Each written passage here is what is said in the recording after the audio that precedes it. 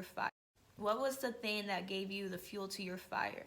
And just sit back and remind yourself that. I will even say, like, legit write it down. So if you know me, like, really well, you know I have a thing about writing. I have so many books and, like, just tablets filled with writings. I write ideas down and, like, everything.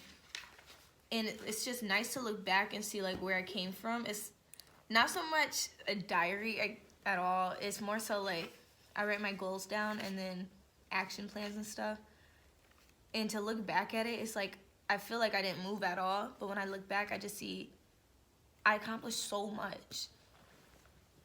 But instead of just looking at your accomplishments, you should write down what's that fuel to your fire, what pushes you, what makes you do what you want to do, you know? Not to say, like, oh, I just love singing, so I go to the studio and sing. Or no, oh, I just love football, I always want to go pro. Yeah, that's a goal, but what was it that pushed you there? What was it that drew you to singing? What was it that drew you to football? And why did you stick to it? Like, remind yourself of that. Because it did something to me today. I didn't even realize I forgot all these stories. It's not like I forgot. It's just they went in the back of my mind. I wasn't thinking about them often. But now that it just came back, it sparked something else in me on another level. It reminded me where I came from, and it's reminding me how far I still have to go and how much more I need to do. And it's made me more excited to come out and do it again. I mean, I'm doing it every day, but now it's something to push me, you know? So give yourself some boost, give yourself some energy, and go out and keep doing you. Hey everyone, so I just got back home. I had 2 meetings this morning / afternoon, and they went really well. The last one I just went to was for a nonprofit called Are You Okay? And the website is in my story right now if you want to check that out. And the first meeting was regarding a different business avenue. And one of the questions that was brought up to me, I wanted to share with you guys because it rooted me back home to why I do what I do and what drives me every day. She said, so what do you do?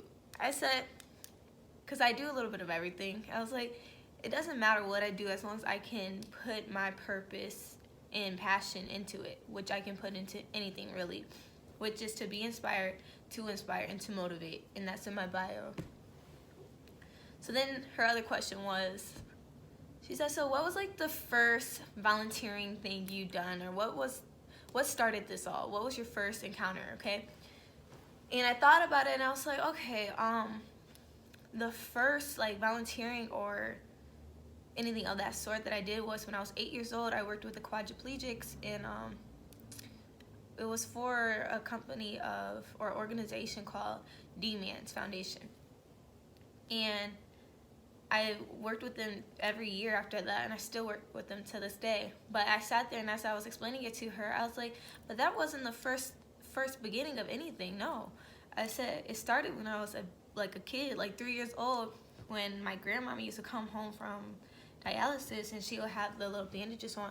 I would sit there and take my time and like take it off real careful, make sure she wouldn't cry or anything.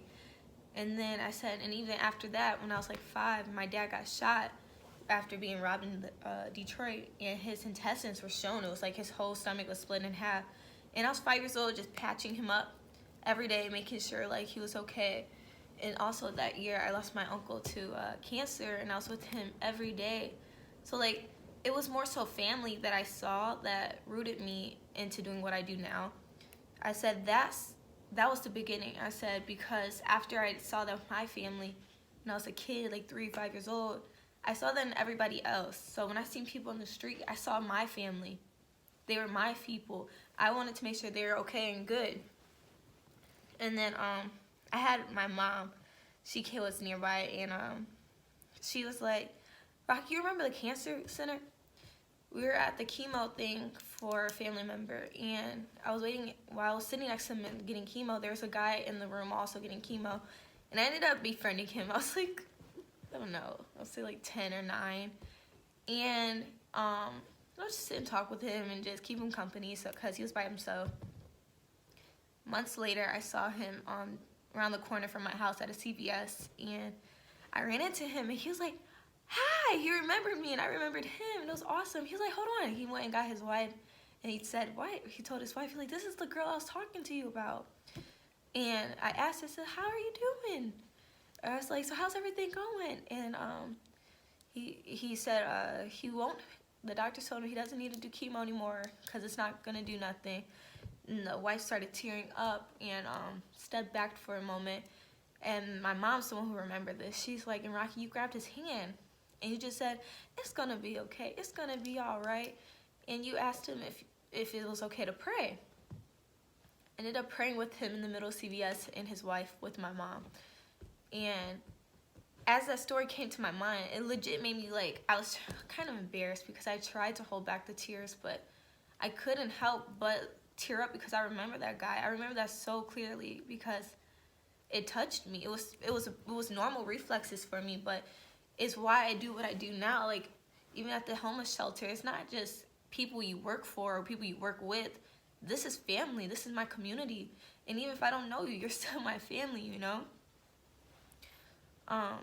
When I won one of my pageant titles, I went to the hospital, and I was supposed to go there to inspire others and like just encourage them, you know? But I ended up leaving encouraged. I ended up leaving inspired by them.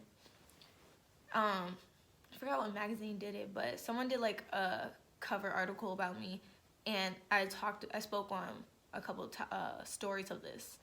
And one was about my girl Daniela. She still follows me on Instagram. She was super young, and she was paralyzed from her neck down. And I was just so excited to go in her room because she was so cool. She was really pretty, and she was just smiling. She was on a vent, so she really couldn't talk, but she was just smiling so big. Like, you could feel her vibes. You could feel the joy she had. And it's just like, someone in that position can be so joyful, so sweet, so happy about life. How dare anybody ever want to complain about something or ever let down on themselves and be like, oh, I can't get up, I can't do this? Who are you to stop yourself, you know? She inspired me in so many ways, and it's like, she's just one of the many faces that inspired me in my life. And sometimes it's easy to forget that when you're going in the daily routines of life. And today was just like, it grounded me back to why I do what I do, why I wake up every day, why I act the way I act. And I don't know, it just kind of put me back home. So that was a horrible angle of